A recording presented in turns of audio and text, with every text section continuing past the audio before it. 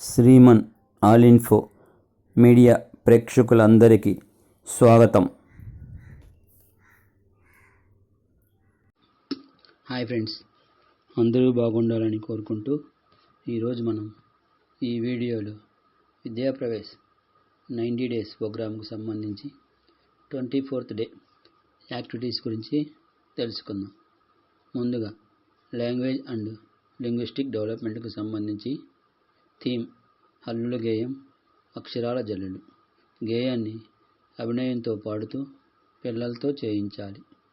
Second activity cognitive డెవలప్మెంట్కు సంబంధించి theme దూరమైన దగ్గరైన.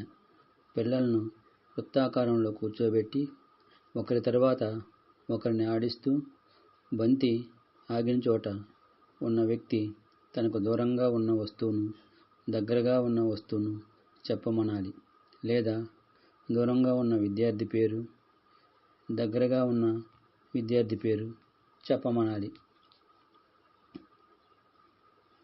Third activity